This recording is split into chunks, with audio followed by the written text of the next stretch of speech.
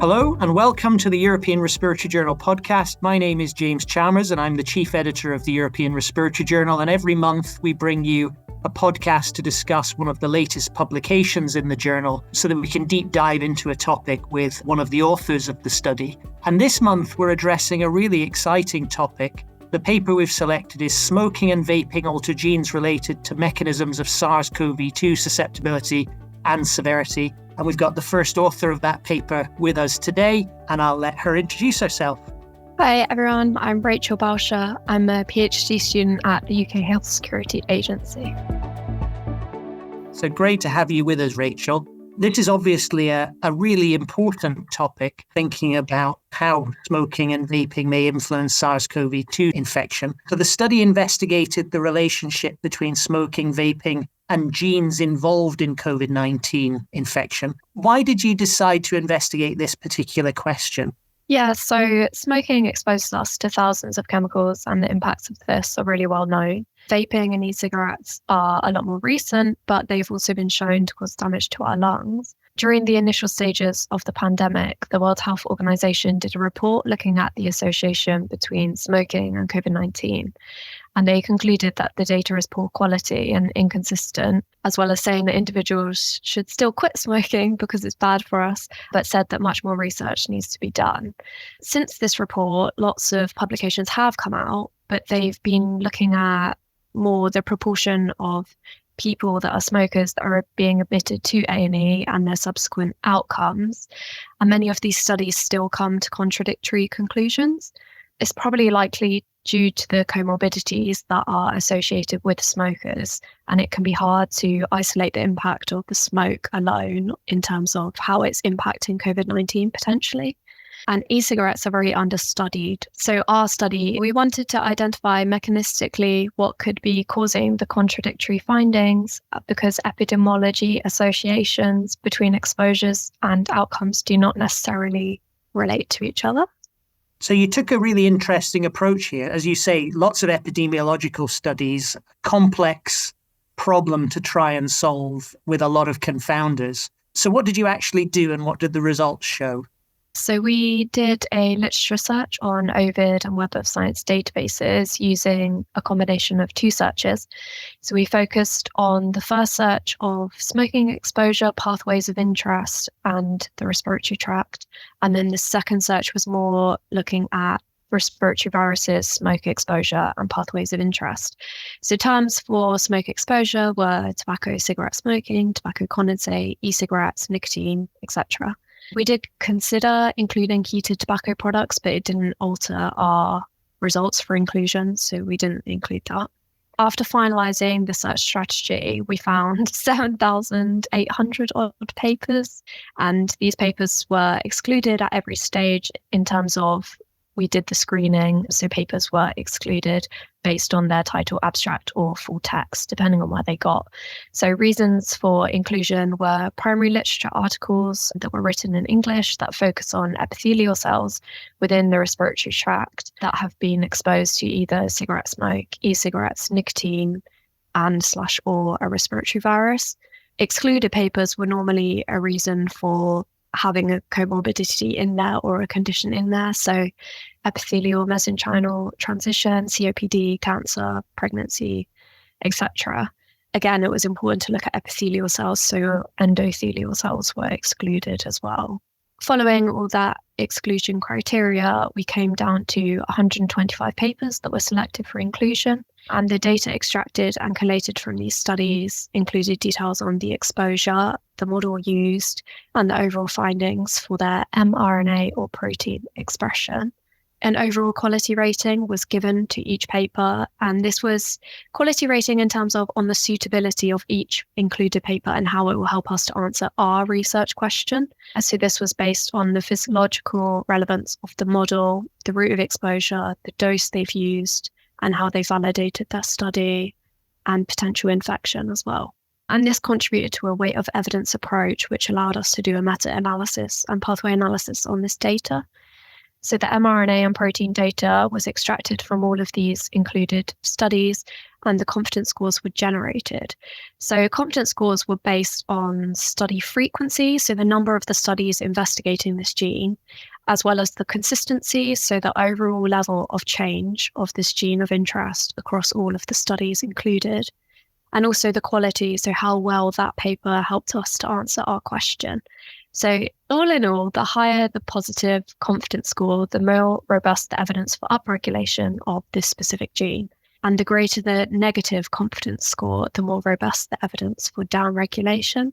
And this helped us to simplify it further for pathway analysis. And it meant that key pathways that were altered or containing a large proportion of altered genes of interest following exposure to cigarette smoke, e-cigarettes, nicotine, or SARS-CoV-2 could be identified and mapped. In terms of the results, so the 125 papers that were included, 70% of them focused on epithelial cell responses to cigarette smoke, with only 7% investigating e-cigarettes.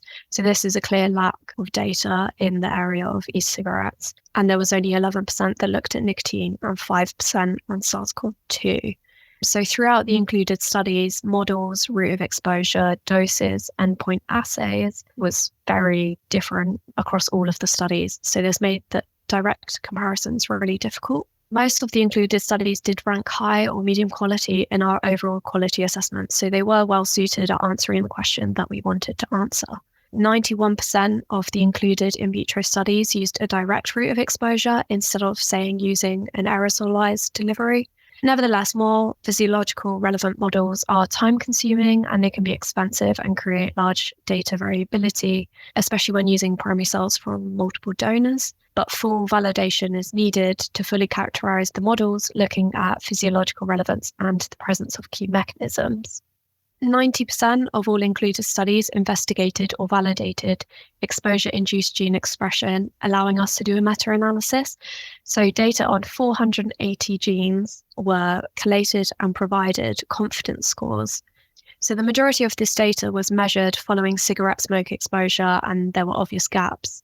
ACE2 was the only gene that had data across all exposure types. So that's cigarette smoke, e-cigarettes, nicotine, and SARS-CoV-2, the virus.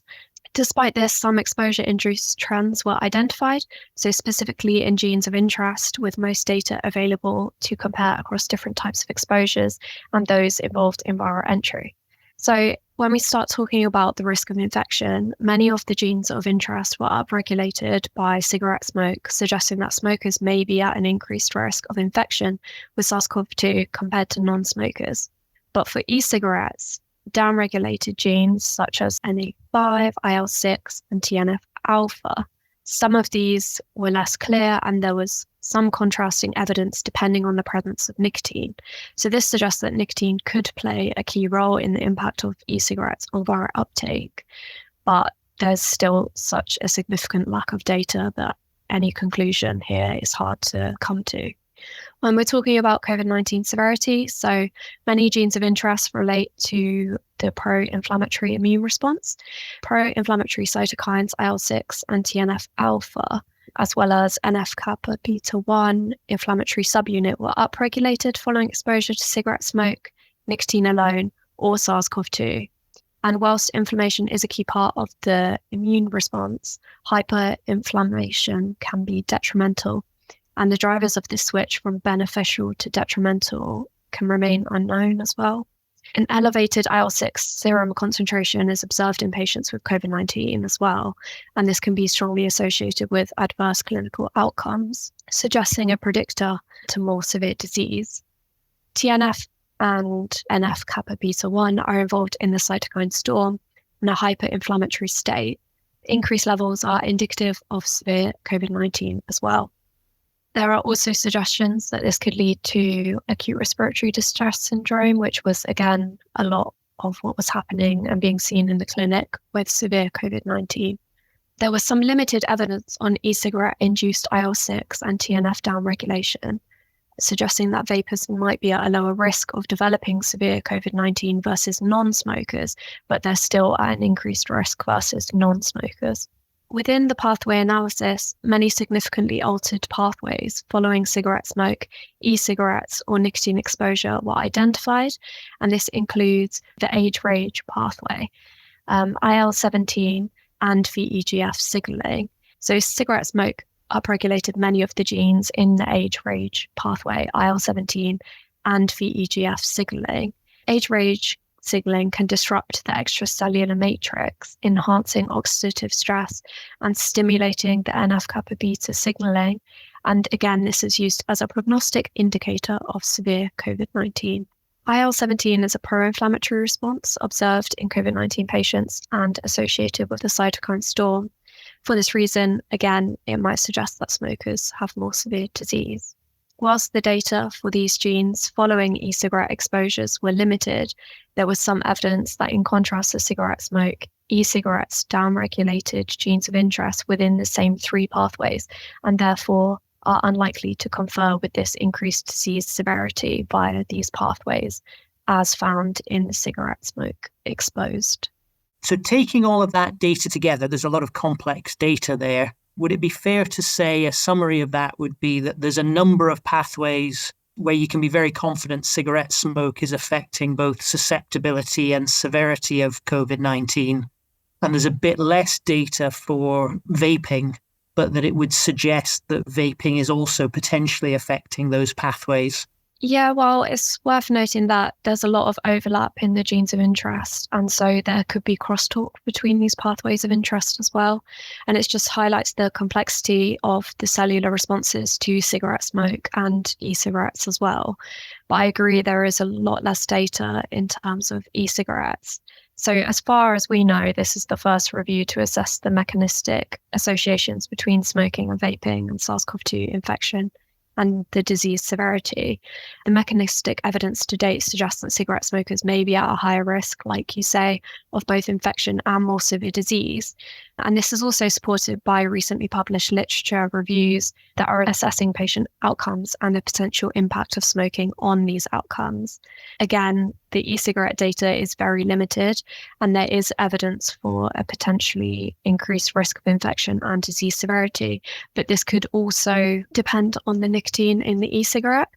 That's something that definitely needs to be investigated further. That's always a problem with e-cigarette research, that all the e-cigarettes are a little bit different, and the experimental design, I guess, can make a huge difference as well, as you said. So there's a few sort of challenges with this, isn't there? I guess a lot of the COVID-19 studies come from early on in the pandemic. So our understanding of the inflammatory responses, the genes that you're sort of mapping to. We're in 2024 now with a highly vaccinated population.